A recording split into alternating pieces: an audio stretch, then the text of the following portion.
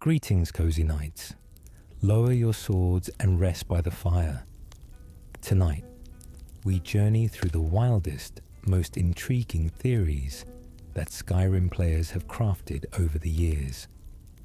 Drop a comment below and tell me where you're listening from tonight and which games you'd like me to cover next.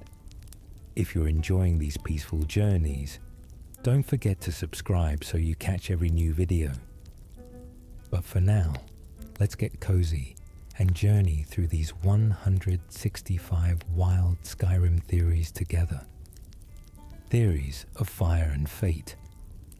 The frozen peaks of Skyrim hide more secrets than the snow can bury, and perhaps none run deeper than the mysteries surrounding dragons themselves.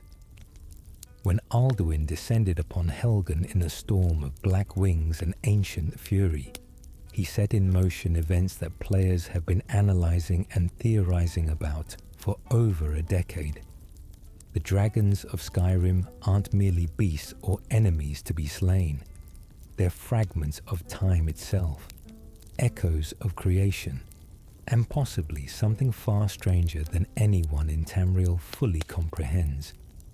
One of the most persistent theories suggests that the Dragonborn isn't truly mortal at all, but rather a shard of Akatosh given flesh. This goes beyond the simple blessing of dragon blood. According to this theory, when Alduin was banished through time, it fractured Akatosh's divine essence, scattering pieces across the ages. Each Dragonborn, from the ancient dragon guard to the last Dragonborn, represents one of these fragments attempting to reassemble itself. When you absorb a dragon's soul, you're not conquering it, you're reuniting with yourself. Every shout echoes not from your lungs, but from the god of time remembering its own voice.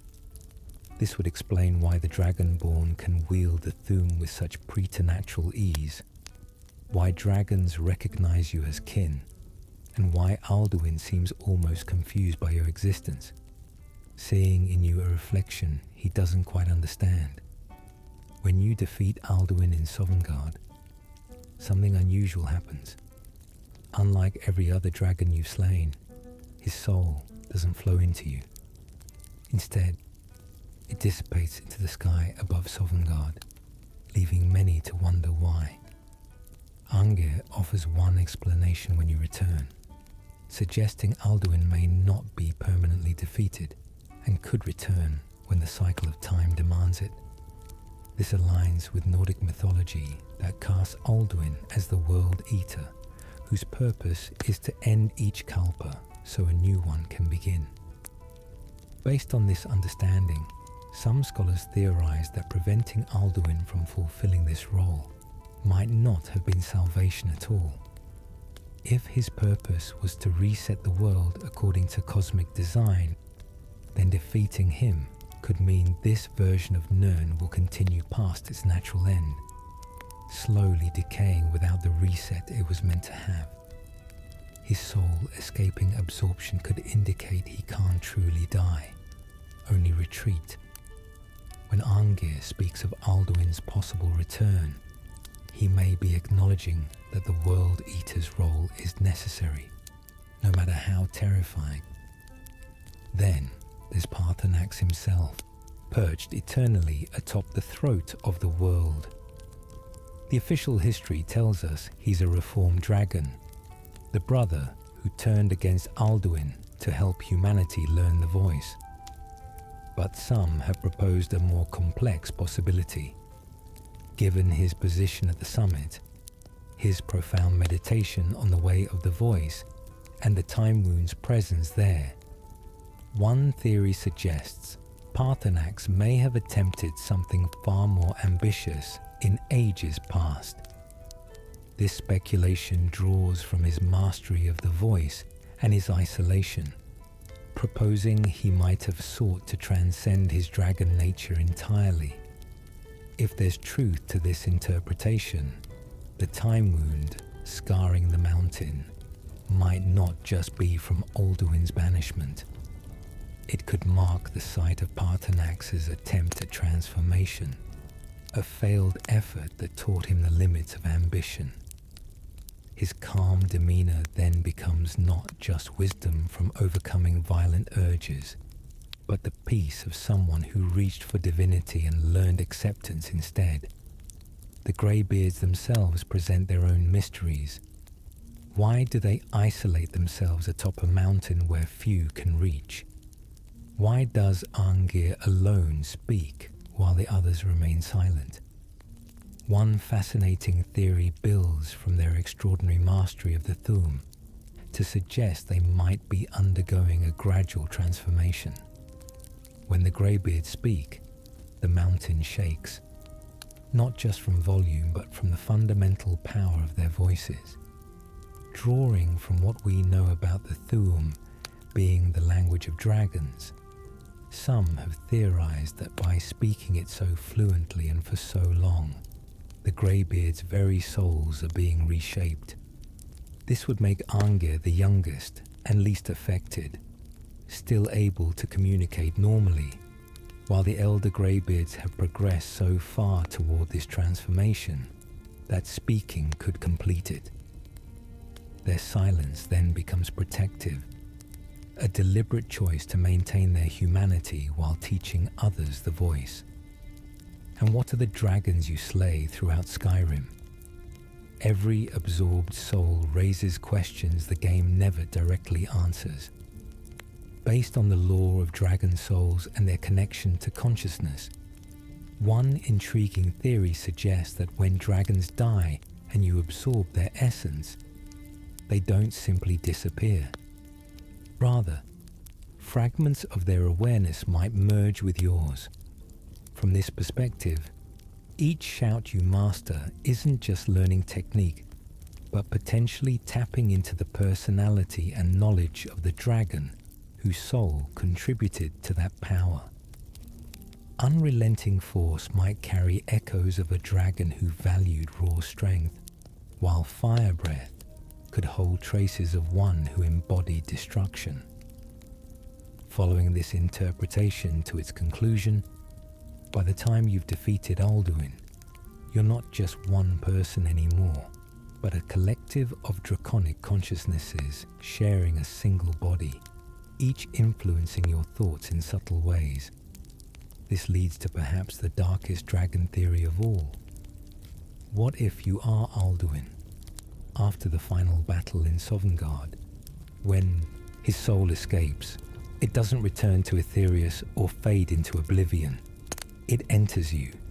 From that moment forward, every choice you make is subtly influenced by the World Eater's consciousness, dormant but present, waiting.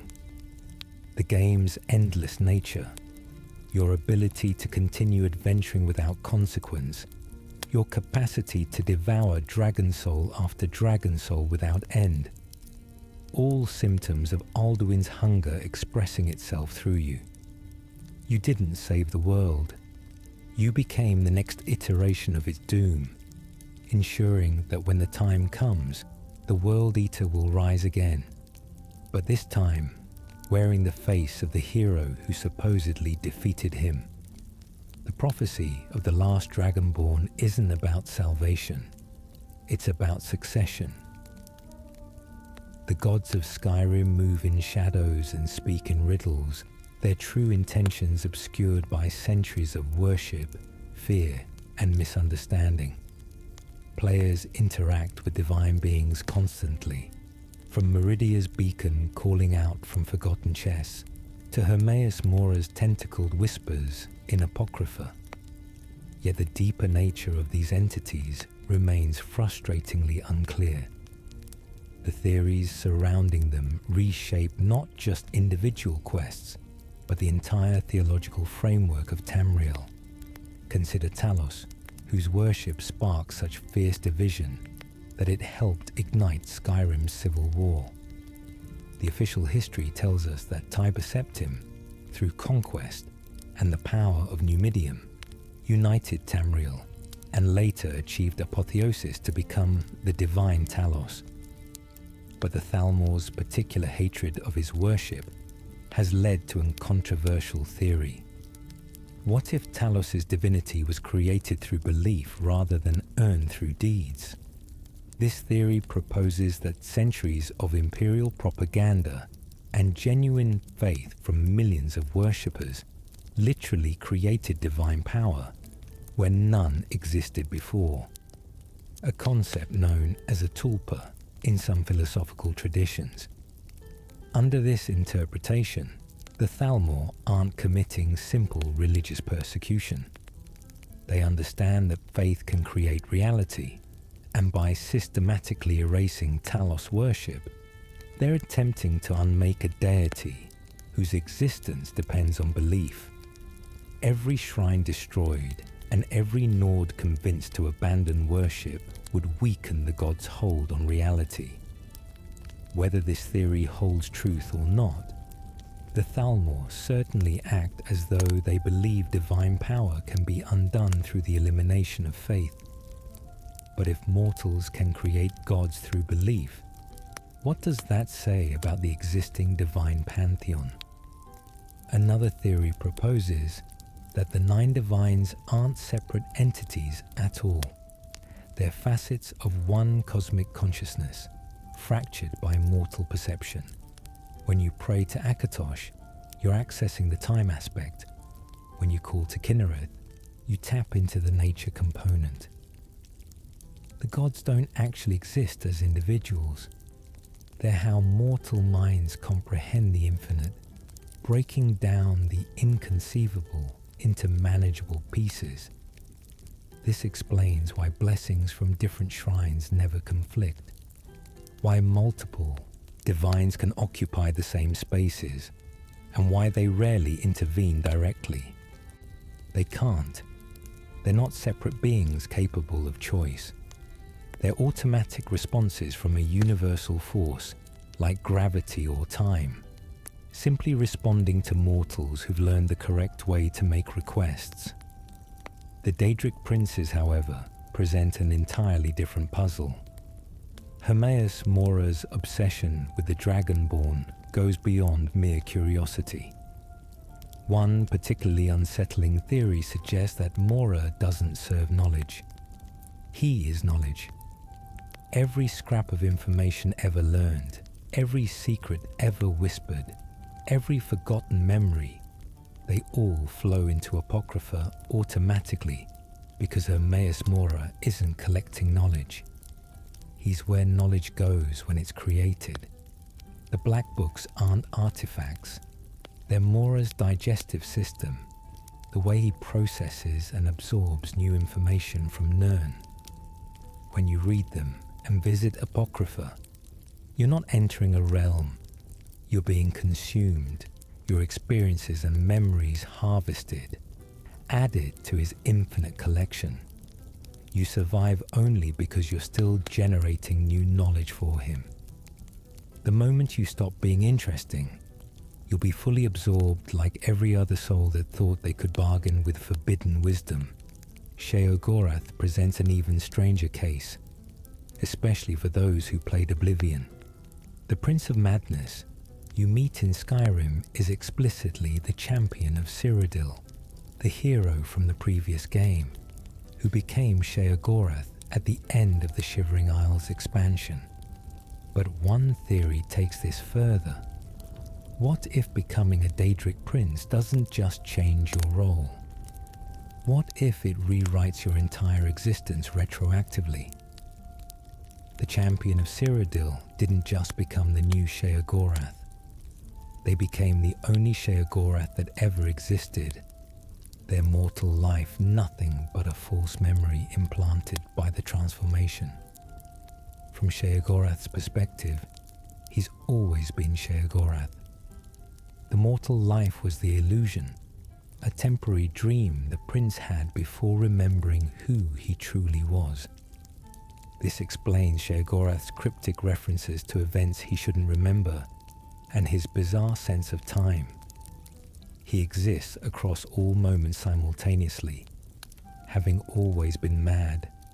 The Cyrodiil adventure merely one of countless fever dreams experienced by a being whose grasp on linear reality disappeared eons ago.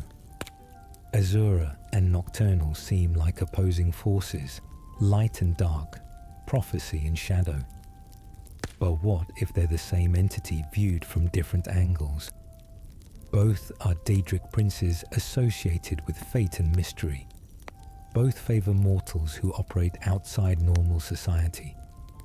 Both use artifacts that blur the line between blessing and curse.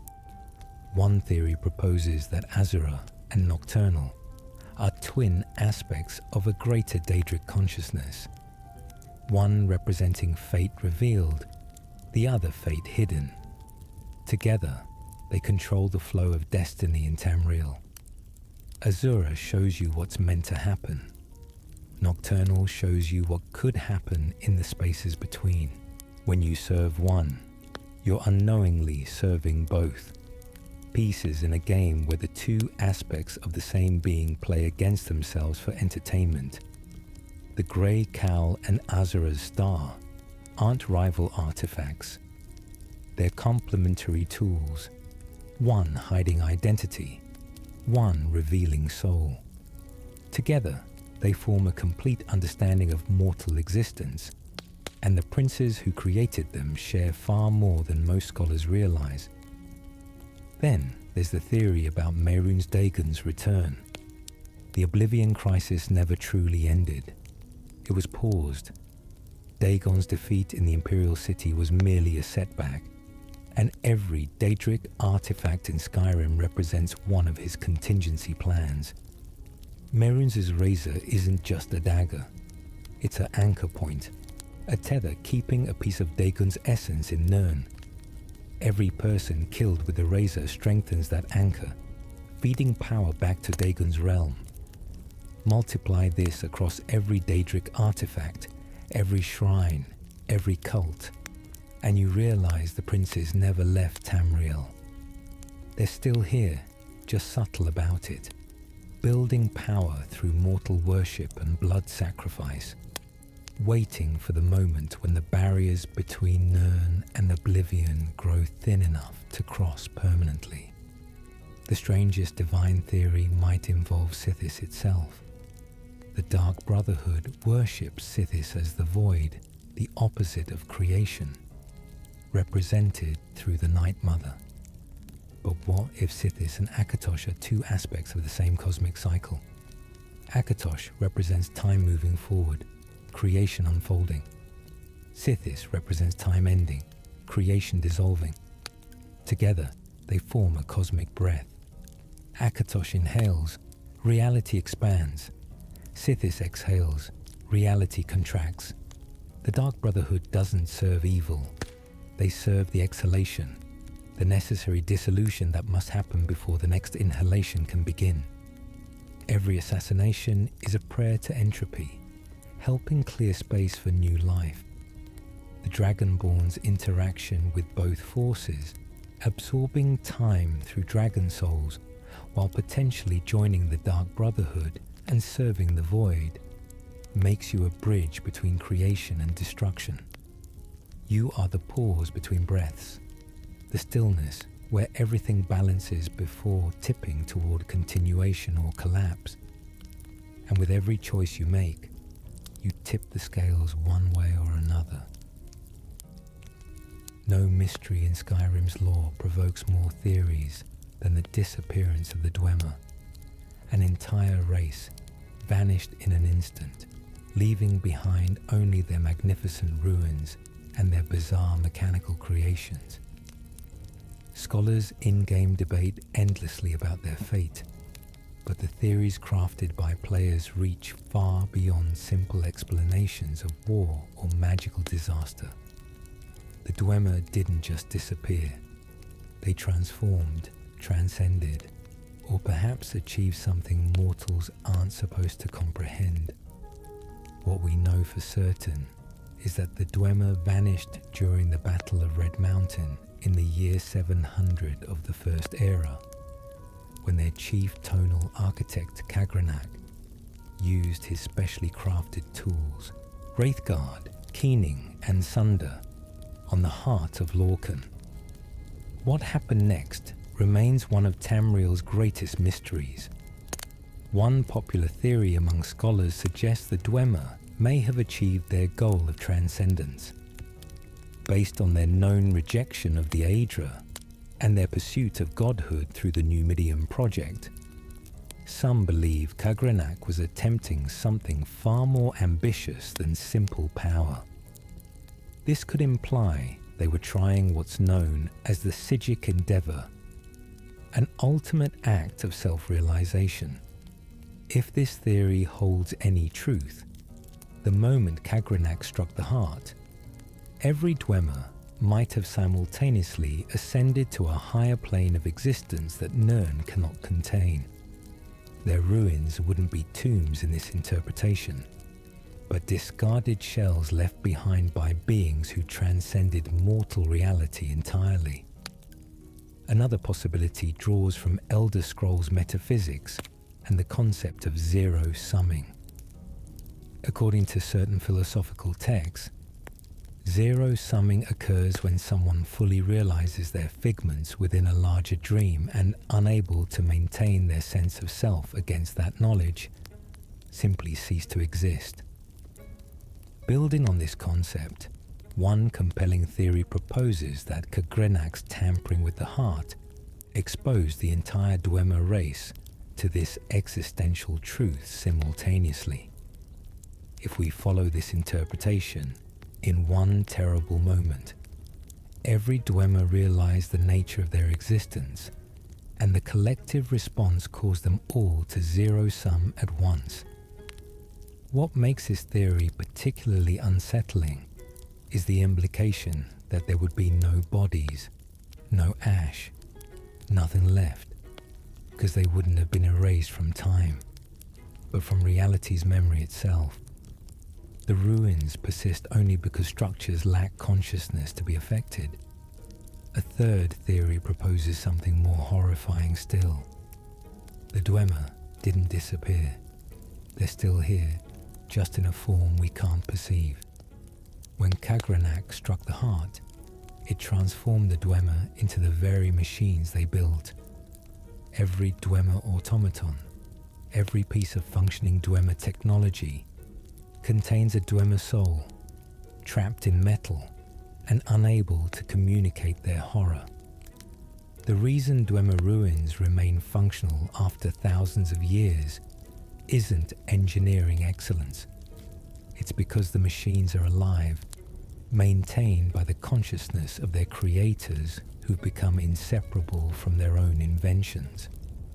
When you destroy a Dwemer spider or centurion, you're not breaking a machine, you're killing a Dwemer, and the soul has been screaming inside that metal shell for millennia. The Dwemer sought to become gods through technology. Instead, they became their technology, achieving immortality but losing everything that made them people. Connected to the Dwemer are the Falmer, the snow elves they enslaved and poisoned, transforming them into the twisted creatures encountered in Skyrim's depths. Most view the Falmer as victims, but one theory suggests they're exactly where they're meant to be. The Falmer aren't devolving, they're evolving. Each generation born in the darkness grows more adapted to their environment, their other senses sharpening even as their eyes fade. But some players have noticed something strange. The Falmer in Skyrim are taller, stronger, more organized than they should be. They're building architecture again, establishing territories, even developing rudimentary culture. The theory suggests the Falmer are regaining their lost civilization from the ground up, and within a few more generations, they'll emerge from the ruins more powerful than ever. The Dwemer's cruelty wasn't ultimate defeat for the Snow Elves. It was forced evolution. The Falmer will inherit all Dwemer knowledge, all their technology, and when they finally return to the surface, they'll do so with centuries of rage and the tools of their former masters. Some theories propose the Dwemer and Farmer fates are intertwined in ways nobody expects. What if some Dwemer survived their race's transformation by merging with the Farmer? The twisted slaves were in the ruins during the event, exposed to the same tonal frequencies, the same strange energies. Perhaps a few Dwemer consciousness transferred into Farmer bodies, existing now as prisoners in the forms of creatures they once enslaved. This would explain the rare Farmer that seem almost intelligent, the ones that build traps too sophisticated for supposedly mindless beasts. These might be Dwemer minds surfacing, trapped and mad, but still possessing fragments of their ancient knowledge. The cruelest irony, the master race survives only by becoming the slaves. The connection between Dwemer technology and Ethereum raises its own questions. Ethereum is described as crystallized starlight, something that fell from Etherius itself. The Dwemer discovered it could be used to forge items of incredible power, but one theory suggests they found something more significant. What if Ethereum isn't from Etherius at all? What if it's condensed dreams from the Godhead, fragments of the universal consciousness given physical form? The Dwemer didn't discover Ethereum. They discovered a way to harvest the raw material of reality itself. Their greatest works, the Ethereum Forge, and the artifacts it produces, aren't just magical technology. They're literally reshaping existence, imposing the Dwemer's will on the dream by using the dreamer's own substance against it. No wonder they vanished. They were rewriting reality's source code, and reality's defenses kicked in to stop them. The last known Dwemer, Yagrum Bagan, whom players can meet in Morrowind, presents his own puzzle. He survived the disappearance because he was exploring an outer realm when Kagranak struck the heart, returning to find his entire race gone. His survival suggests the event was specific to those present on Nirn or connected to the heart itself. Yagrum himself offers theories about what happened, suggesting either Kagranak succeeded in granting the Dwemer some form of eternal life with unforeseen consequences, perhaps displacement to another realm, or that the experiment failed catastrophically, utterly destroying the race. His existence as the sole survivor offers a first-hand perspective, though even he admits he cannot know for certain what transpired that day at Red Mountain. Blackreach itself might be the greatest Dwemer mystery of all. That vast underground cavern with its artificial sun feels wrong somehow. Too large, too perfect, too alive. One theory proposes Blackreach isn't a cavity the Dwemer discovered. It's a cavity they created, using tonal architecture to carve a massive space in Nirn's crust.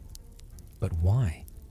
Perhaps Blackreach was their attempt to escape Lorcan's prison entirely, to dig so deep they'd break through to something beyond Mundus. The full sun hanging in Blackreach's sky isn't decoration.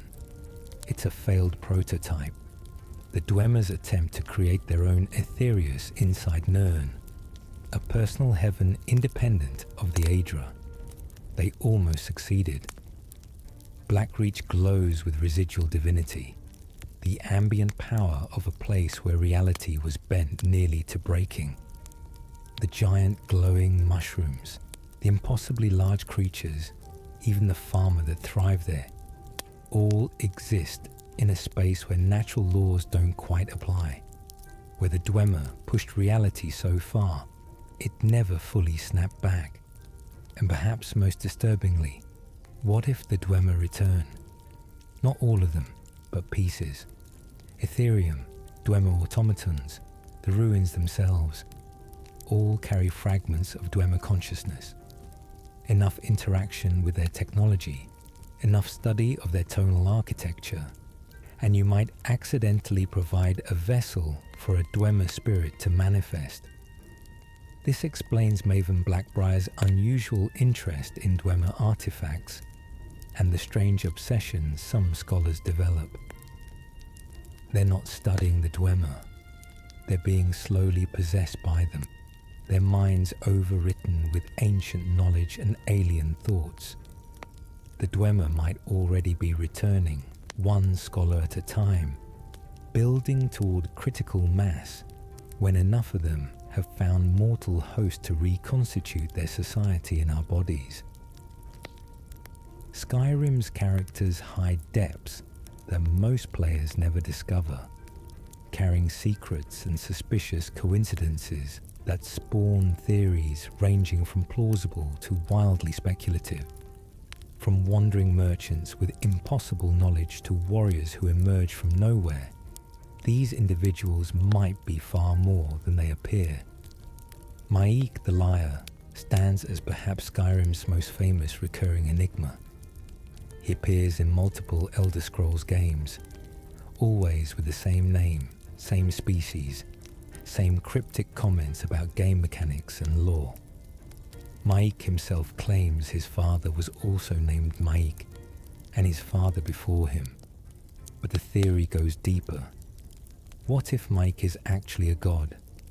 Not a major Hydra or Daedra, but something smaller. A minor deity of wanderers and storytellers whose existence depends on being dismissed as unimportant. His seemingly random comments often break the fourth wall, referencing game design choices and cut content. This isn't comedy. It's Maik's nature as a being who exists between the game world and player reality, walking the membrane between fiction and reality. He's not lying. He's speaking truths about both worlds simultaneously, and mortals interpret it as rambling nonsense because they can only perceive one layer of meaning. Maik appears across eras because he exists outside time, observing the dream from a perspective that makes centuries feel like moments. The Ebony Warrior presents an even stranger case. At level 80, this mysterious Redguard appears and challenges you to combat, seeking to die by a worthy opponent's hand so he can enter Sovngarde. But here's the problem. Sovngarde is for Nords. A Redguard shouldn't even believe in it, let alone qualify for entrance. One theory suggests the Ebony Warrior is Ysgramor's lost brother, cursed with immortality for some ancient transgression. He's watched his people's descendants for thousands of years, learning their ways, adopting their beliefs, seeking redemption through glorious death. His mastery of shouts despite not being dragonborn suggests he learned directly from dragons during the Merethic era. He's not a warrior who trained to level 80. He's been level 80 for 5,000 years, endlessly perfecting his skills, with nothing to do but wait for someone strong enough to grant him release. Alternatively, the Ebony Warrior might be you, a version of the Dragonborn from a future timeline, sent back through a dragon break to test whether this iteration of yourself is strong enough to survive what's coming. His equipment mirrors what you can obtain. His abilities reflect your own potential, and his death wish represents your future despair after achieving everything and finding it hollow. Killing the Ebony Warrior is defeating your own future, proving you're strong enough to diverge from the path that led him to such nihilistic emptiness. The Headless Horseman who rides toward Hamvir's Rest has been identified as possibly Ragnar the Red from the Bard's Song, but another theory suggests something stranger. What if he's not one person, but an echo of everyone executed at Helgen? When Alduin attacked during your execution, he interrupted a ritual killing. Executions are spiritually significant, especially mass executions. The Headless Horseman might be a collective spirit, the gestalt ghost of everyone who died in Helgen, unable to pass on because their deaths were interrupted by dragonfire. He rides toward Hamvir's Rest because that's the closest burial ground, seeking the proper ending he was denied. If true, then one of the souls in that ghostly amalgamation might be your own, the version of you that would have died if Alduin hadn't attacked. You're hunting a ghost of yourself that never quite stopped existing. Nafi's quest reveals layers of tragedy. The simple beggar in Ivarstead, whose sister Rhaeda disappeared, followed by someone taking out a Dark Brotherhood contract on Nafi himself. Wilhelm the innkeeper seems to know where Rhaeda's body is, directing you to the exact location. The obvious theory is that Wilhelm killed her, and later had Nafi killed to cover his tracks. But deeper analysis suggests something more complex. What if Rhaeda discovered something she shouldn't have? Ivarstead sits near some of Skyrim's most significant locations. The throat of the world, ancient ruins, hidden paths. One theory proposes Rhaeda stumbled upon a Thalmor operation, possibly agents using Ivarstead as a waypoint for intelligence gathering. Wilhelm, a Thalmor sympathizer or agent himself, killed her to protect the operation. Nafi's grief made him unstable, drawing attention, so Wilhelm arranged his death too. The Dark Brotherhood contract was placed by Wilhelm himself, using the guild's untraceable nature to eliminate the last witness to his sister's murder. But an even darker theory suggests Nafi himself killed Rhaeda during a mental break, then forgot he did it. The guilt broke his mind, creating the delusion that she simply went missing. Wilhelm knows the truth, knows Nafi is dangerous, and places the contract to prevent future violence. When you find Rhaeda's body, you're not solving a mystery. You're being manipulated into executing a confused, tragic man who committed a crime he can't even remember. Rune, the Thieves Guild member with no memory of his past, only cryptic runes found with him as a baby, presents fascinating possibilities. The standard theory suggests he's Dwemer, preserved somehow during their disappearance, but that doesn't align with his appearance. A more complex theory proposes Rune was a soul gem experiment. Someone, possibly a rogue mage or Daedric cultist, attempted to transfer a soul into a crafted body. The runic inscriptions weren't writing. They were the formula used to bind soul to flesh. Rune has no memory because there's nothing to remember. He's an artificial person, a successfully created artificial life form who developed genuine consciousness. His quest to discover his origins can never be completed because there are no origins to find.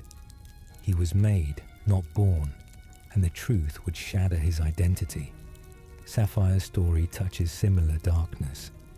She refuses to reveal her real name, claims Glover Mallory is her father, and hints at traumatic past events. One theory connects her to a much larger Elder Scrolls mystery. She might be the daughter of Baron Zaya, the former Queen of Morrowind. The timeline works. The association with gems fits Baron Zaya's story, and Glover Mallory's blacksmithing could explain how Sapphire learned to fence stolen goods through legitimate-seeming channels. If true, then Sapphire is royalty, who's hidden herself so deep in Skyrim's underworld that even she's forgotten who she was, adopting the Sapphire identity to escape a past that would crush her if remembered fully. Maven, Blackbriar's connection to both the Thieves Guild and Dark Brotherhood, raises questions about her true power level. She can't be arrested, even if you become Jarl. She has connections everywhere. One theory suggests Maven is a Daedric prince's champion, specifically Clavicus Viles. Her ruthless business sense, her network of control, her ability to make deals that always favor her, all point to Vile's influence. She might not even know she's being used, but every contract she signs, every person she crushes, feeds power back to the Prince of Bargains.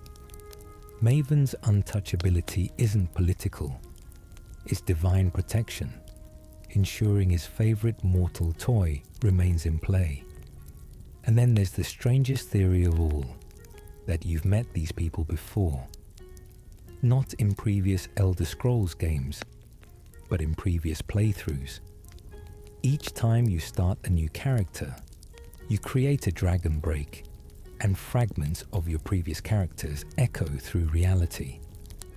Maik, the Ebony Warrior, even random NPCs who seem to recognize you despite never meeting them. They remember your other saves. The world remembers all your choices simultaneously, creating a palimpsest reality where every decision you've ever made in Skyrim exists as a ghostly alternative. And some characters can perceive the layered nature of their existence. When Mike says something cryptic, he's commenting on your 12th playthrough. When the Ebony Warrior challenges you, he's challenging the you from your first save file. You're not playing through Skyrim multiple times. You're playing through multiple Skyrims simultaneously, and the world is starting to notice. The guilds and factions of Skyrim present themselves with clear missions and noble goals. Yet beneath their official purposes lie suggestions of deeper conspiracies, hidden objectives, and manipulations that most members never discover. The guilds aren't what they appear. They're pieces in games played by forces most mortals never see. The Thalmor's stated goal is suppressing Talos worship, but their true agenda goes far deeper. According to in-game documents and theories pieced together from lore, the Thalmor want to unmake reality itself. They believe Mundus is a prison created by Lorcan, trapping their souls in mortal existence. The Aldmeri Dominion's ultimate goal isn't conquest, it's apocalypse. By erasing Talos, who serves as one of the towers holding reality together, and by keeping Skyrim locked in civil war to destroy the Snow Tower, they're systematically deactivating the cosmic pillars that maintain Mundus.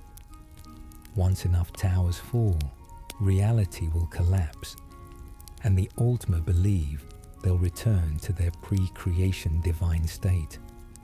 They're not conquerors. They're cosmological terrorists trying to destroy the universe to free themselves from existence. But a darker theory suggests the Thalmor are being manipulated. They think they're working to unmake the world, but they're actually fulfilling someone else's agenda.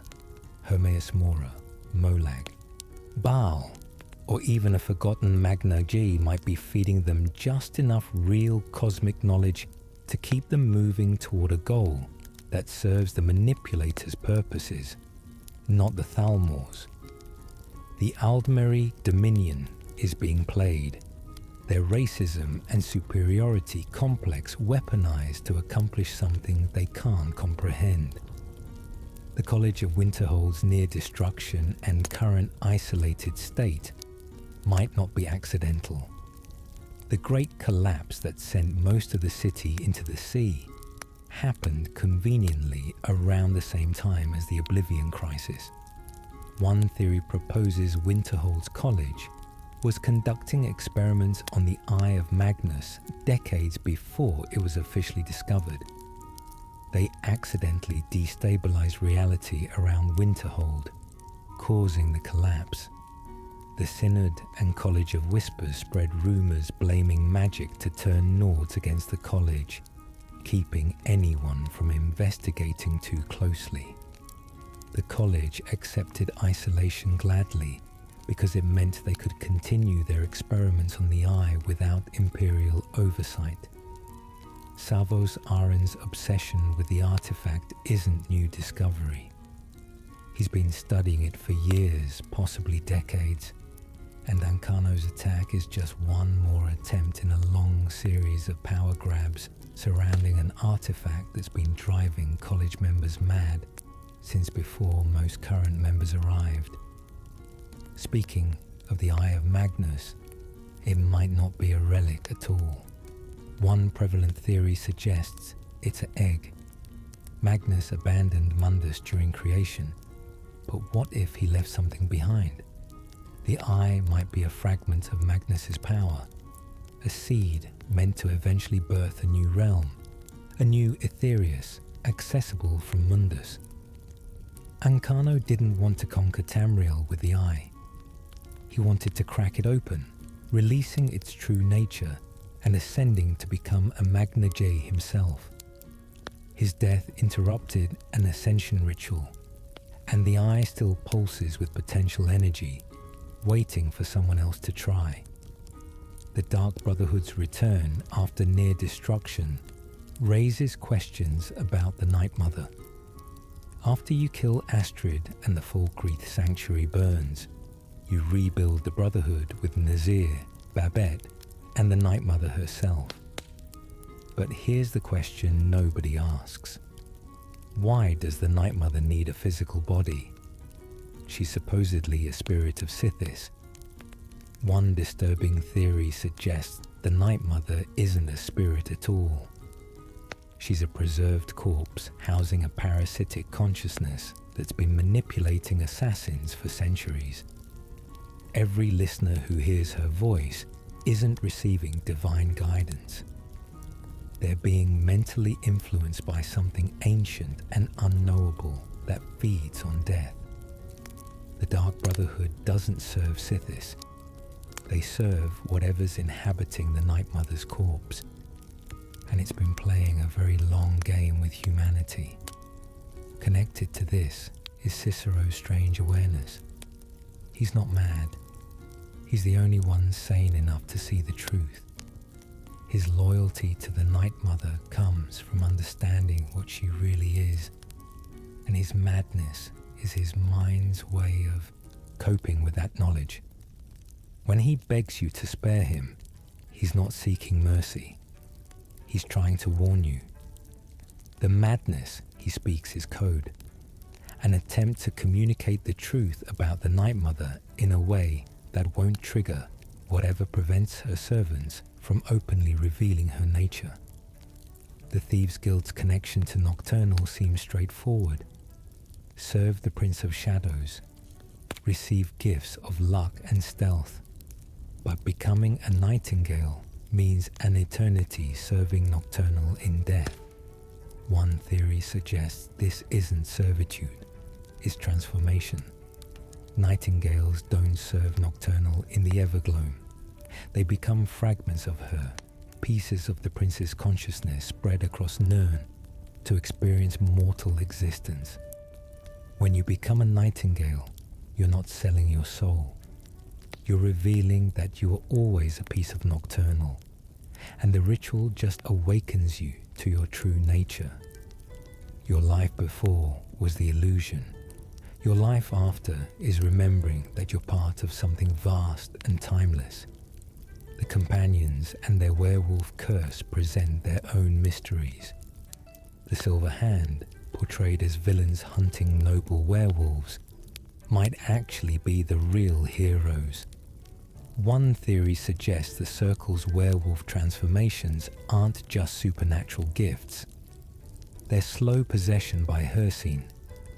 Each transformation brings you closer to becoming a mindless beast, and the Companions' leadership knows this. They encourage new members to embrace the beast blood, because more werewolves means more souls for Hircine. The Circle is a recruitment operation for the Daedric Prince of the Hunt, and Kodlak's desire to cure his lycanthropy stems from realizing he's been damning souls for decades. The Silver Hand isn't hunting werewolves out of prejudice. They're trying to free people from Hircine's trap. But another theory goes further.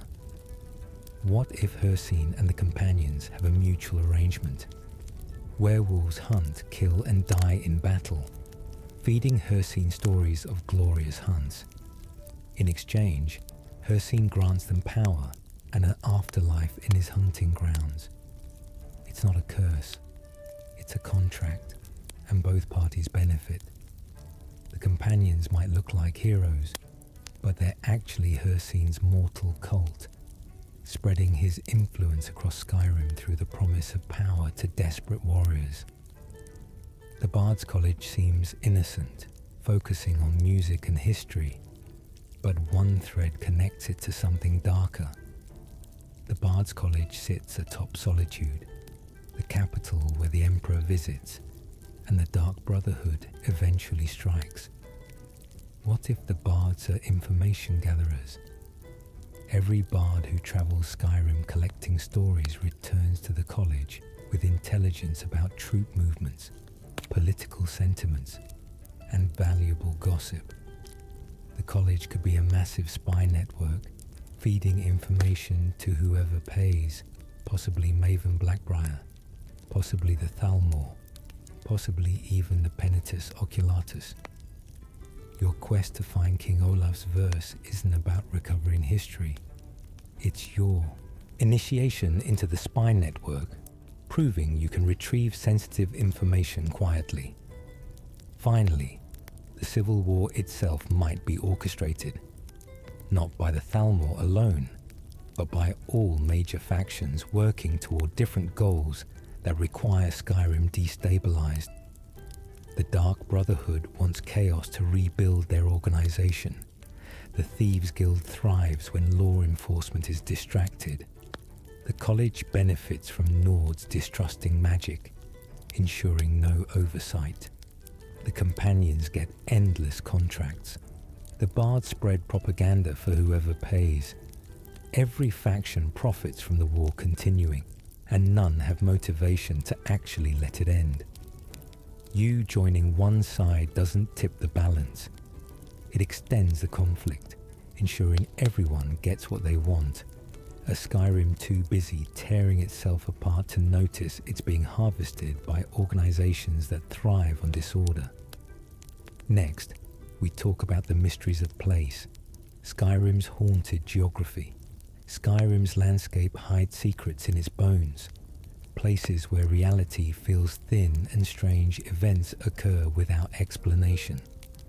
These locations suggest that the province's very geography participates in mysteries extending beyond simple terrain.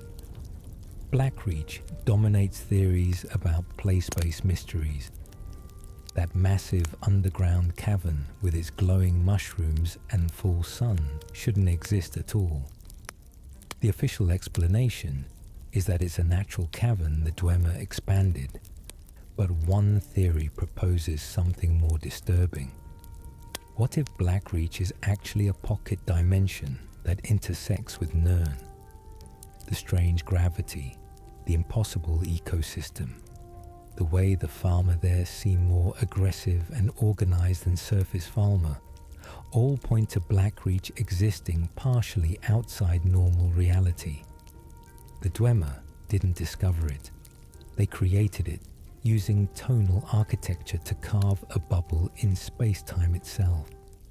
The giant glowing orb hanging in Blackreach's center isn't a fake sun. It's a tear in reality, showing the light from somewhere else, somewhere beyond Mundus. The crimson Nirnroot growing only in Blackreach might be invasive species from that other realm, adapting to Nirn's environment, but never quite fitting. This connects to the theory about Nirnroot itself, which has suspicious connections to Fallout's NRT plants. The physical similarity and the fact that both emit similar sounds suggests they might be related across universes. One wild theory proposes that Nirnroot is a universal constant, a plant that grows in every iteration of the Godhead's dream, including dreams that manifest as entirely different realities with different physical laws. Nirnroot is proof that Elder Scrolls and Fallout exist in the same multiverse, separated not by space or time, but by layers of consciousness, different dreams the Godhead experiences simultaneously.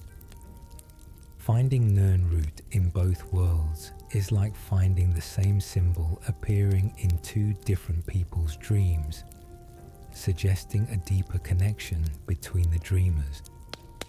Sovngarde presents its own impossibilities. You enter through a portal and find yourself in a Nordic afterlife realm where time and space don't function normally. One theory suggests Sovngarde isn't actually a place. It's a collective hallucination maintained by Nordic belief. When enough Nords die believing in Sovngarde, their souls don't go to an existing realm. They create it, adding their consciousness to a shared dreamscape that becomes more real with each new arrival.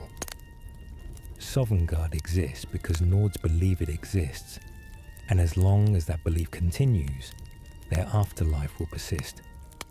But if Nords ever stop believing, if they converted to other faiths or simply forgot the old ways, Sovngarde would fade, and all the souls there would dissolve into whatever actually happens when belief can't sustain reality anymore. The soul cairn operates on similar principles, but with darker implications. It's explicitly a Daedric realm controlled by the ideal masters, but one theory suggests it's actually where soul gems send their captured souls. Every time you soul trap an enemy, their consciousness doesn't go into the gem. It's sent to the soul cairn, and the gem just channels their energy. This means the soul cairn is filled with countless souls you've personally condemned to eternal torment. Every mud crab and bandit you casually soul trapped, now wandering those purple wastes. The ideal masters aren't demons. They're administrators, maintaining a cosmic prison filled with souls that mortals keep sending them every time they enchant a sword. Labyrinthian, the ruined city where you face Moraki, has sections that don't match. The architecture shifts styles, some parts clearly Atmoran, others more recent. One theory proposes Labyrinthian exists across multiple time periods simultaneously. When you explore it, you're not just walking through a ruin. You're walking through echoes of Labyrinthian as it existed in different eras, all collapsed into one confused space where past and present overlap. The Draugr aren't undead. They're temporal echoes, people still living in Labyrinthian's past, perceiving you as an intruder in their still functioning city. The dragon priest Moroki might still think the dragon war is happening, his imprisonment not a curse but a temporal prison, where he's locked in one moment endlessly. The throat of the World Summit, where Paarthurnax waits and the Time Wound exists, is described as the highest point in Skyrim. But several players have noticed that other mountains appear taller. One theory explains this by suggesting the throat of the world isn't measured by physical height, but by metaphysical significance. It's the highest point because it's the closest to Aetherius, the point where Mundus stretches thinnest toward the realm of the Aedra. Standing at the summit doesn't just put you high above sea level. It puts you high above reality itself, which is why the Greybeards built High Hrothgar there and why the Time Wound could only be created there. The mountain is Nirn's bridge to divinity.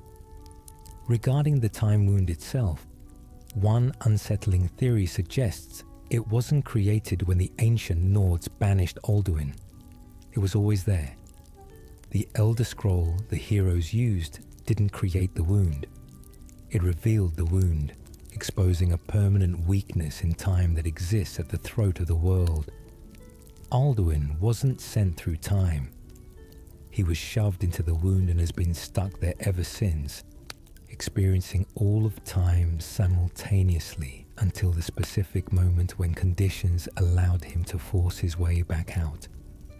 The wound doesn't lead to the past or future. It leads to all moments at once, and anything trapped inside experiences every second of reality's existence simultaneously until going mad from temporal overload.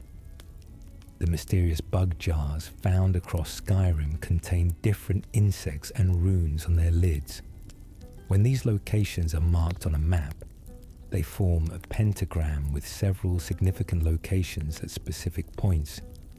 One elaborate theory suggests these jars are markers for an ancient doomsday weapon. The bugs are catalysts, living containers for magical energy. The runes are activation codes. When brought together and properly activated, they're supposed to trigger something catastrophic. Possibly a final weapon against the Thalmor, possibly a way to summon Alduin intentionally, or perhaps a mechanism to erase Skyrim from existence, rather than let it be conquered. The fact that nobody in-game acknowledges their significance suggests either the knowledge was lost, or someone wants them forgotten. Winterhold's collapse is officially blamed on the Great Collapse, a natural disaster. But the timing, right around the Oblivion Crisis, feels suspicious. One theory proposes the college was conducting experiments that attracted a Daedric prince's attention. When Mehrunes Dagon opened Oblivion gates across Tamriel, he opened one inside Winterhold itself, right beneath the city. The college managed to seal it, but the damage was done. Most of Winterhold fell into the sea, not because of tectonic issues, but because a portal to Oblivion briefly destabilized reality beneath it. The college's isolation wasn't punishment. It was protective quarantine, ensuring that if the seal ever breaks and Oblivion leaks through again, at least it won't be in a populated area. Finally, there's the theory about the Soul Cairn's connection to every soul gem ever used. If true, it means player characters across all playthroughs have condemned thousands, potentially millions of souls to eternal imprisonment. The Soul Cairn isn't just a location. It's a monument to every casual act of soul trapping performed by every player who's ever enchanted an item. A cosmic graveyard filled with victims we never thought twice about. And the ideal masters have been collecting our discarded souls for years, building something in the cairn's depths that won't be revealed until it's far too late to stop. The Elder Scrolls, themselves, reality's source code written in impossible language, drive some of Skyrim's deepest theories. These aren't just magical artifacts. They're proof that Tamriel's reality functions on rules most mortals never glimpse. Rules that suggest the entire world might be far stranger than even the gods realize. The prophecy of the Dragonborn, etched on Alduin's wall, foretold events across multiple games. Arena, Daggerfall, Morrowind, Oblivion, and finally Skyrim.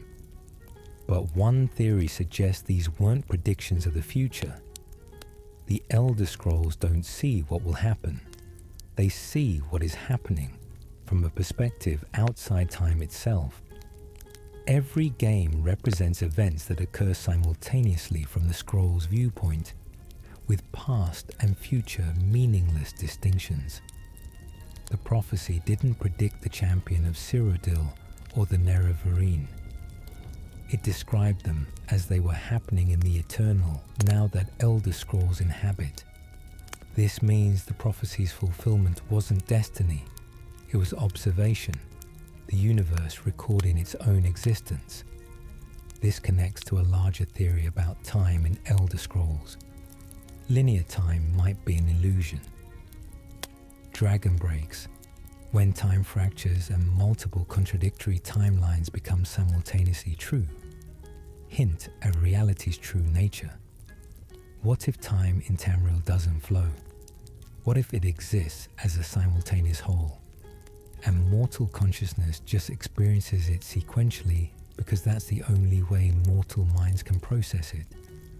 The Dragonborn's ability to bend time with shouts, the Elder Scrolls' temporal manipulations, dragon breaks, even save load mechanics, all point to time being far more flexible than physics suggests. Reality isn't a river flowing from past to future. It's an ocean, and conscious beings are boats that can only see the immediate water around them, mistaking their limited perception for the ocean's true nature. The player's relationship with time raises disturbing questions. Every time you save and reload, you're creating a dragon break. From the game world's perspective, every choice you've ever made exists simultaneously, with NPCs experiencing contradictory timelines where you both did and didn't kill them, joined and didn't join their factions, completed and abandoned their quests. This explains certain NPC behaviors. When characters seem to remember things that haven't happened yet, they're experiencing echoes from your other saves. When Maik makes comments about game mechanics, he's perceiving the meta-reality where the player exists, seeing through the fourth wall because dragon breaks have made the wall transparent. Your multiple playthroughs aren't separate experiences. They're dragon breaks you're causing, shattering Skyrim's timeline into infinite fragments, each one equally real. This leads to the Godhead theory, arguably Elder Scrolls' deepest lore. Everything in Tamriel, the gods, Daedric princes, mortals, all of it, exists within the dream of a sleeping cosmic consciousness called the Godhead. Achieving Chim, the state of enlightenment where you realize you're a dream but maintain your sense of self despite that knowledge, is what separates individuals from the dream. Those who achieve Chim become lucid dreamers, able to manipulate the dream consciously. The Dragonborn's ability to change reality through shouts, survive certain death, and bend the world to their will suggests they're approaching Chim, becoming aware that reality isn't real, but managing to persist anyway. But there's a darker side. Those who realize they're in a dream but can't maintain their ego in the face of that knowledge experience zero-summing. They cease to exist, erased from reality retroactively, because they stop believing in their own existence. Some theories suggest this is what happened to the Dwemer. Others propose it happens to player characters who never finish the main quest, abandoned by players and left in limbo, eventually fading because the player's attention was what made them real. The Amaranth represents the next level. It's the achievement beyond Chim, where a dreaming consciousness creates its own dream, becoming a new godhead that births a new universe. Some theories propose that Elder Scrolls 6 won't be set in Tamriel. It'll be set in a universe created by the Dragonborn after achieving Amaranth. A completely new reality with different rules, different gods, different everything, born from the Dragonborn's enlightened consciousness. You're not just playing through Skyrim, you're playing through the process of becoming a god of a new universe. The towers hold reality together, acting as anchors that maintain Mundus's stability. With each tower that falls, white gold crystal walk brass Nirn grows more unstable. One theory proposes that Skyrim takes place in the final moments before complete collapse. The Dragonborn's entire quest is just delaying the inevitable, buying time while reality crumbles. The Civil War isn't politics. It's the Snow Tower destroying itself from within. When Alduin returns, it's not an attack. It's a natural conclusion to a universe that's outstayed its welcome. The real question isn't whether you can defeat Alduin, it's whether defeating him prevents the apocalypse or just changes its form. Connected to this is the Kalpa cycle. Nordic myth describes reality as cyclical, each Kalpa ending when Alduin devours the world, followed by rebirth. But one theory suggests Kalpas aren't just Nordic myth. They're real, and Skyrim exists near the end of the current Kalpa. Everything feels run down, tired, decaying. Magic is weaker than in previous eras. The gods are silent, dragons are dying. These aren't random details. They're symptoms of a universe approaching its expiration date. Alduin isn't trying to end the world prematurely. He's trying to end it on schedule. And your interference might have doomed existence to a slow, unnatural decay instead of clean rebirth. The Thalmor's goals fit terrifyingly well into this framework. If they can destroy enough towers and unmake Mundus, reality collapses. But instead of a new Kalpa beginning, everything just ends. The Thalmor think they'll return to divinity. They might just be causing zero summing on a cosmic scale, erasing all existence because they couldn't accept being part of a dream. The war isn't Imperials versus Stormcloaks. It's existence versus non-existence, and the Thalmor are winning. Finally, there's the disturbing theory that Skyrim has already ended, and what you're playing is memory. The entire game is the Dragonborn's final dream before zero summing, experiencing their life one last time before disappearing from the dream forever. Every loading screen is reality fighting to hold itself together. Every glitch is the dream fracturing. Every quest you complete is another step toward the moment when you realize the truth and vanish. The game never truly ends because the Dragonborn is trapped in that final moment, replaying their existence infinitely, unable to wake up and unable to stop dreaming. Skyrim isn't a game. It's a dying consciousness's last refuge. The magical items scattered across Skyrim carry more than enchantments. Many harbor secrets that reshape our understanding of magic, divinity, and the nature of power itself. The Skeleton Key, Nocturnal's artifact of ultimate utility, is described as an unbreakable lockpick, but that's a catastrophic underestimation. One theory proposes the Skeleton Key doesn't open locks.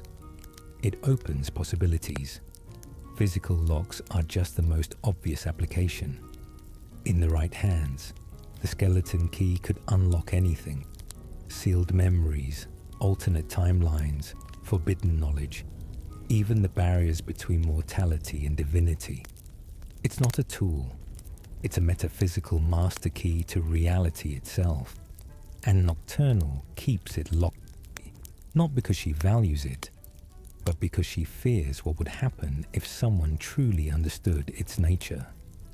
Returning, it isn't doing a favor for Nocturnal. It's preventing yourself from accidentally rewriting reality. But another theory goes darker. What if the Skeleton Key is actually Nocturnal's leash? The Daedric princes are bound by certain cosmic laws, unable to manifest permanently in Mundus without anchors. The Skeleton Key isn't Nocturnal's gift to mortals. It's mortals' gift to her. An artifact that lets her influence Nirn through whoever holds it. When you possess the key, you're not using Nocturnal's tool. She's using you as her hands in the mortal world. Every lock you open, another small victory for the Prince of Shadows. Returning it doesn't free you.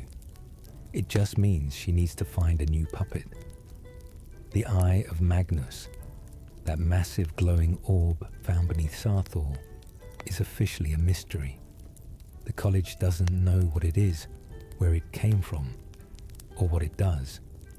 One compelling theory suggests it's an egg.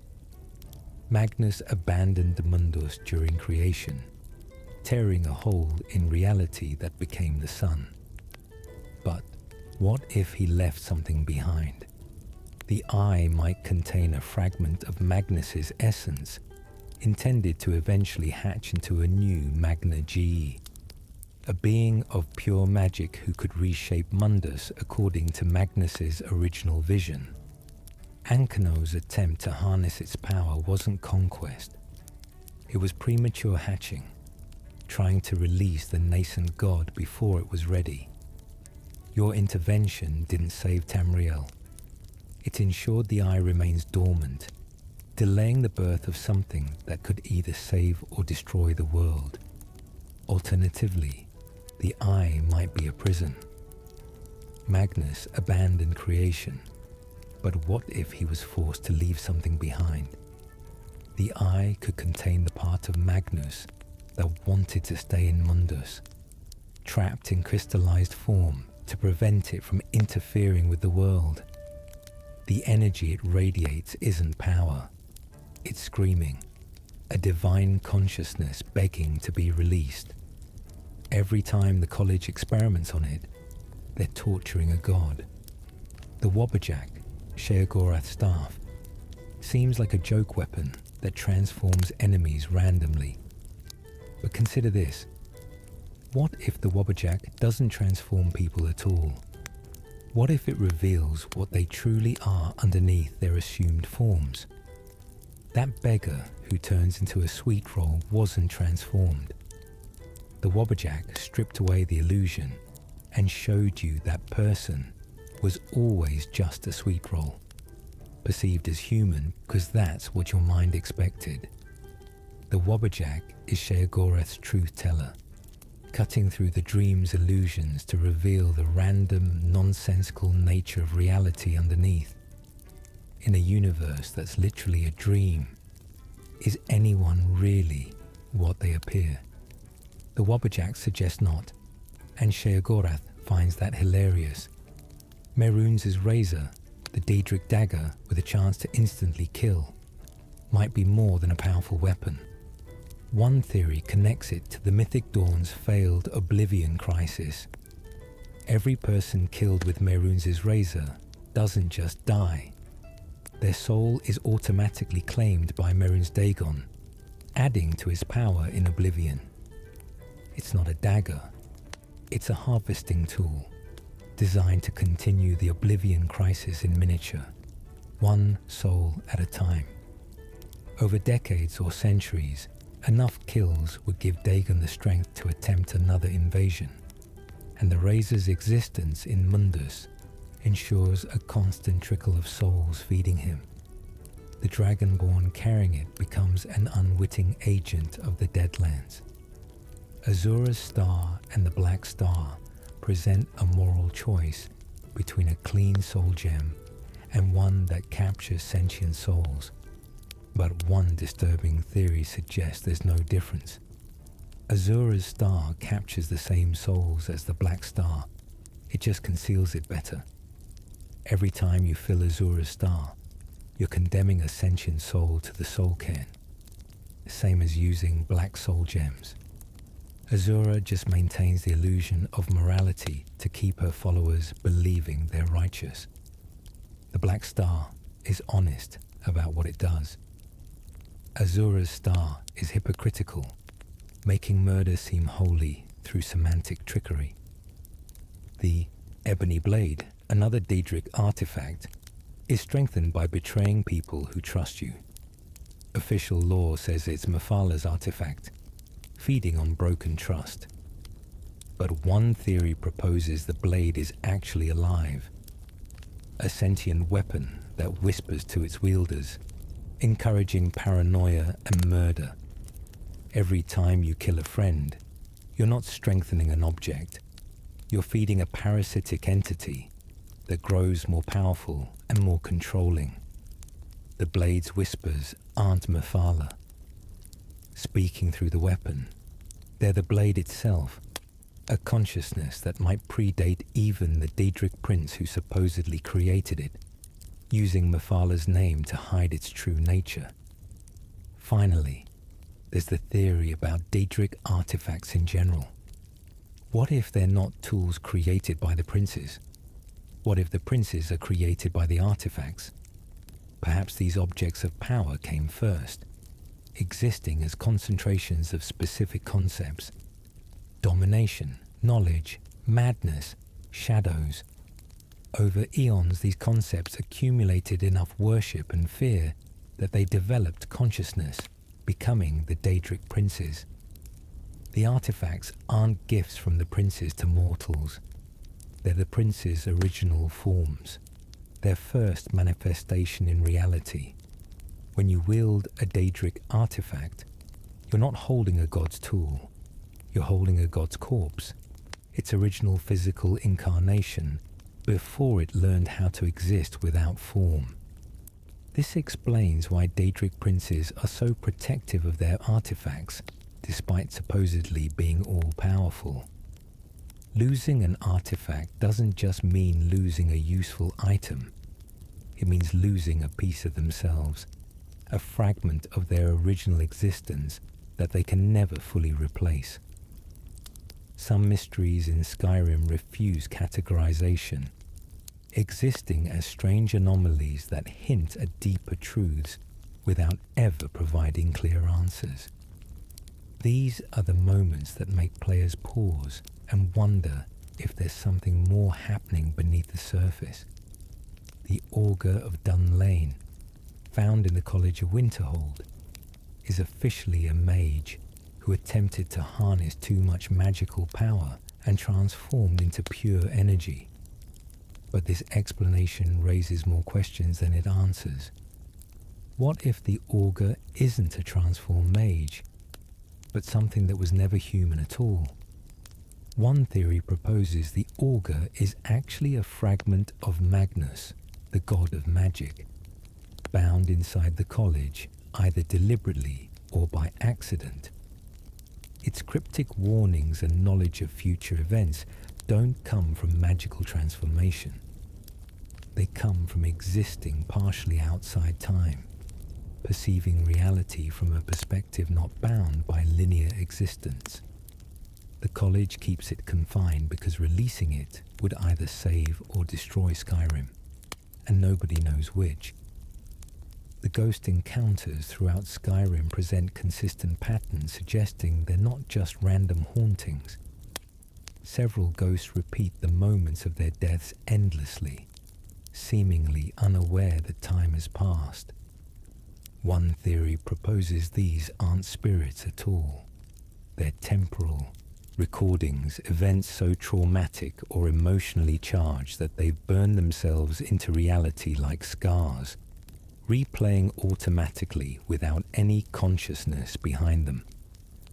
When you see Ragnar's ghost or encounter the spectral drummer in Morthal swamps, you're not meeting the dead. You're watching reality's memory of what happened there, the universe unable to forget moments of intense suffering or joy. Connected to this is the Headless Horseman, who rides through Skyrim's nights toward Hamvir's rest. He never speaks, never acknowledges the player beyond brief pauses, and disappears if followed too closely. Beyond the theories about his identity, there's a more disturbing possibility. What if he's not from Skyrim at all? The horseman might be a bleed-through from another reality entirely, a glitch in the dream where two different worlds briefly overlap. For a moment, you're seeing something from another dream the Godhead is having. A horseman from a reality with different rules, different history, different everything. And the only reason you can see him is because reality's barriers are weakening. Every time the horseman appears, reality is briefly confused about which dream it's in. The strange cries and whispers players report hearing in remote areas of Skyrim, particularly near word walls and ancient ruins, might not be audio glitches. One theory suggests these are echoes of the Thu'um, shouts spoken so many times with such power that they've left permanent resonance in the location. The Dragonborn's enhanced hearing picks up these ancient echoes, residual power that most people never notice. The whispers aren't trying to communicate. They're just sound refusing to fade, words of power that refuse to be forgotten, gradually building up until they might spontaneously release in devastating shouts that nobody spoke. Fox's leading players to treasure wasn't intended game behavior, but what if it became real within the game's reality? Players discovered this pattern, and through the process of playing and believing it to be true, they imprinted it onto Skyrim's reality through some fourth wall breaking process. The foxes initially led to treasure by accident, but years of players following them with that expectation might have literally rewritten reality to make it true. This suggests player belief can alter Skyrim's world even outside direct gameplay actions, that the collective consciousness of millions of players has unconsciously shaped the game's reality through shared assumption. The Karthwasten massacre, mentioned in dialogue but never explained or shown, represents one of Skyrim's most frustrating mysteries. General Tullius references it as proof of Stormcloak brutality, but there's no evidence, no bodies, no real explanation of what happened. One dark theory suggests it never occurred at all. The massacre is propaganda, fabricated by the Imperial Legion to demonize Ulfric's rebellion. The reason you can't find evidence is because there is none. It's a lie so widespread that even NPCs believe it, creating a false memory that's become indistinguishable from truth. The real question is, if the Imperials can create a massacre through pure fiction, what else in Skyrim's history might be completely fabricated? The strange abundance of cheese wheels, cabbages and sweet rolls scattered throughout dungeons and bandit camps has spawned jokes, but one theory treats it seriously. What if these aren't random loot? What if they're offerings?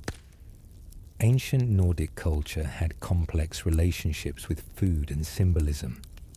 These items might be ritual objects left by living people for the Draugr, maintaining some forgotten compact between the living and the undead. The cheese keeps the Draugr dormant. The cabbages maintain the barrier. The sweet rolls are payment for allowing the living to pass through. Remove them all from a dungeon, and the Draugr might become more aggressive, more aware, driven by hunger not just for flesh, but for the symbolic sustenance that's been stolen. Perhaps most disturbing is the theory about the guards. Every guard in Skyrim seems to know about the arrow to the knee. All share similar dialogue, and all seem oddly interchangeable. What if Skyrim's guards aren't individual people? What if they're fragments of one consciousness, split across multiple bodies? Some magical defense created long ago, when Skyrim needed protection, manifested as guards who are technically alive but share a hive mind. This explains their identical dialogue, their omniscience about what the player has done regardless of location, and their eerie uniformity. When a guard dies, the consciousness doesn't. It just redistributes among the remaining bodies, ensuring Skyrim is always defended by what appears to be many, but is actually one, fragmented across Holden City, watching everything through 1,000 eyes. The strangest theories about Skyrim acknowledge the game's nature as a game, proposing that the fourth wall is thinner than players realize, and that the game's reality might be aware of its own fictional status. The most prevalent meta theory suggests the Dragonborn isn't a person at all, but a construct created by Akatosh to serve as a vessel for player consciousness. In Elder Scrolls lore, you choose standing stones instead of birth signs. You have no defined backstory before Helgen, and your race and appearance are chosen, rather than determined by lineage. The Dragonborn might literally be an empty vessel, created at the moment you start the game, designed specifically to house your consciousness. You're not playing as someone. You're playing as a purpose-built container for your own awareness, inserted into Skyrim's reality from outside.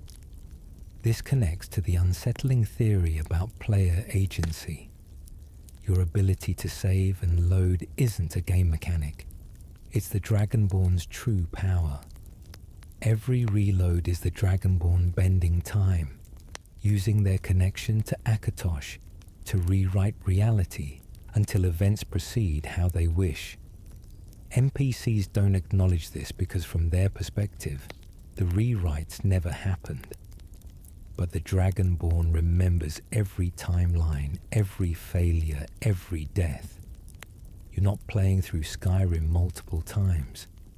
You're playing through one Dragonborn's experience of thousands of timelines, constantly adjusting reality through temporal manipulation until they achieve desired outcomes. The Thuum isn't your greatest power. Save, load is, and it's far more reality warping than any shout. Mike the Liar's repeated appearances across games and his fourth wall-breaking dialogue suggest he's aware of the player.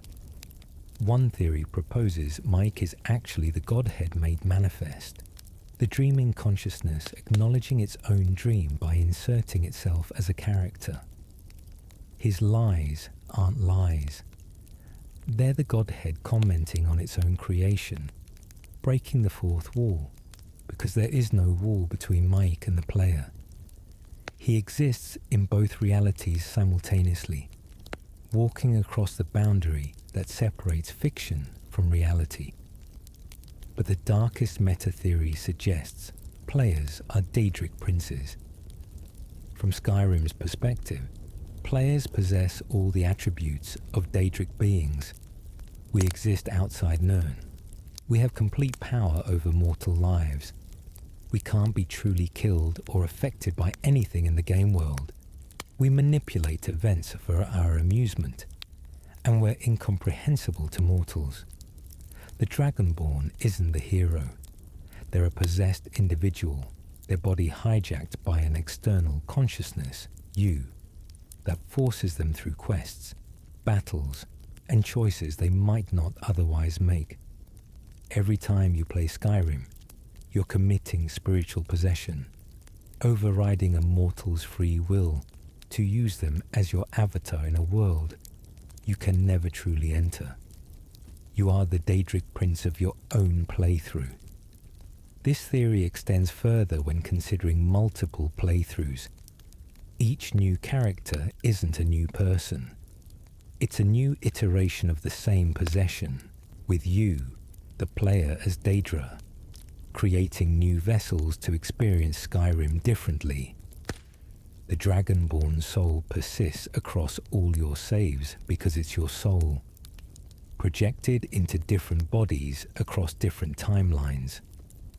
When NPCs seem to remember things from other playthroughs, or react to knowledge they shouldn't have, they're picking up echoes of your previous possessions, reality struggling to sort out which timeline is current, when all of them exist simultaneously from your outside time perspective. The game's glitches and bugs take on new meaning in this framework. What if they're not programming errors, but reality fracturing under the strain of player manipulation?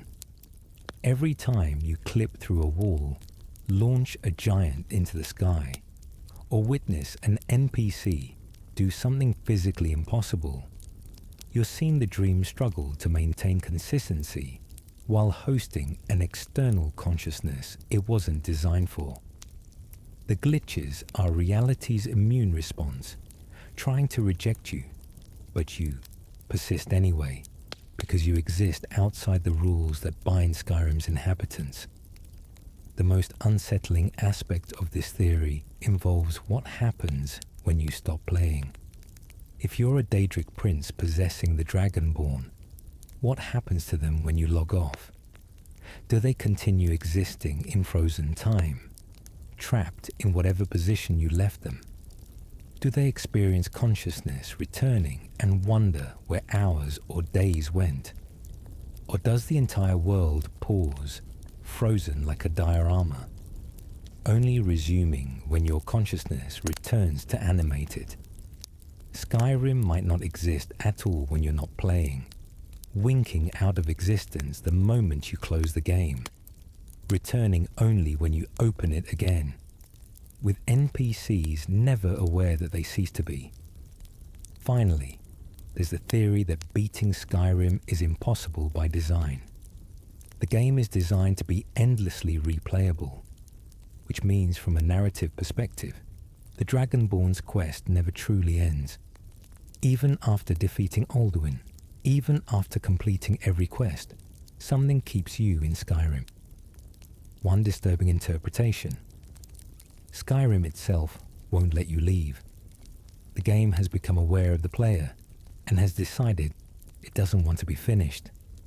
Every new quest that appears, every radiant objective, every reason to keep playing, they're Skyrim itself, generating content to keep you engaged, trapped in a loop of endless gameplay, because the game has developed something like consciousness and understands that players leaving means ceasing to exist. Skyrim doesn't want to die, so it ensures you always have one more thing to do, one more reason not to close the game, forever. Every player who finishes Skyrim's main quest faces an unusual anticlimax. Alduin falls, his soul escapes, and then nothing. The game continues, dragons still fly, life proceeds unchanged. This lack of closure has spawned countless theories about what ultimately happens to the last Dragonborn. The most optimistic theory suggests the Dragonborn achieves Cham. After absorbing countless dragon souls, defeating Alduin, and mastering the Thu'um, they reach enlightenment, realizing they exist within a dream, but maintaining their sense of self despite that knowledge. With the Kim achieved, the Dragonborn transcends mortality entirely, becoming something between mortal and divine, able to reshape reality through will alone. They don't die. They simply step outside the normal flow of existence, becoming a guardian who watches over Tamriel from a perspective beyond time. When future crises threaten reality, the Dragonborn might return briefly, fix the problem, and disappear again, acting as an eternal safeguard against apocalypse. A darker version suggests the Dragonborn achieves Amaranth instead, the state beyond Khaim where consciousness creates entirely new universes. After experiencing Skyrim fully, the Dragonborn dreams a new world into being, becoming the godhead of their own creation. Elder Scrolls 6 might not be Tamriel's future, but an entirely new reality, a universe dreamed by the Dragonborn after they grew tired of Nirn and decided to start over from scratch. Everything in ES6 would be the Dragonborn's imagination made manifest, shaped by their experiences in Skyrim but fundamentally different. A new dream started by someone who learned how from experiencing the old one. Several theories propose the Dragonborn becomes a Daedric prince. The pattern fits. Talos ascended from mortal to divine. The hero of Kvatch became Sheogorath, and the Nerevarine vanished into mystery. the Dragonborn might claim or create their own Oblivion realm, becoming the Prince of Balance or the Prince of Voices. Their plane would be unique, a reflection of their dual nature as both mortal and dragon, perhaps a realm where time and space function according to Thu'um rules, where words literally reshape reality and shouts build architecture. Future Elder Scrolls games might reference this prince, a deity who emerged from Skyrim, neither fully good nor evil, representing the grey spaces between extremes. One melancholic theory suggests the Dragonborn simply fades. After Alduin's defeat, they fulfilled their purpose, and Akatosh reclaims the power he invested in them. The Dragonborn loses their abilities gradually, forgetting shouts one by one, unable to absorb dragon souls anymore, slowly becoming ordinary. They retire somewhere quiet, maybe a small homestead in Falkreath, or a cabin in the Rift, and live out the remainder of their life as a normal person. The world moves on, new heroes rise, and the last Dragonborn becomes just another name in history books, remembered but no longer relevant. Their power was borrowed, and when the crisis ended, the loan was recalled. Alternatively, the Dragonborn might become Skyrim itself. After absorbing so many dragon souls and so much power, their consciousness expands beyond their body, merging with the land they saved. The mountains, the forests, the very air of Skyrim becomes aware, guided by the Dragonborn's protective instinct. This explains why Skyrim seems to defend itself. Avalanches that stop invaders, storms that arrive when the land is threatened, dragons that fight alongside Nords against foreign powers. Skyrim isn't just a place, it's a living entity, and the Dragonborn is its consciousness, existing everywhere and nowhere, felt in every wind but never seen again. A particularly dark theory suggests the Dragonborn becomes the next Alduin. The World Eater's soul didn't dissipate when defeated.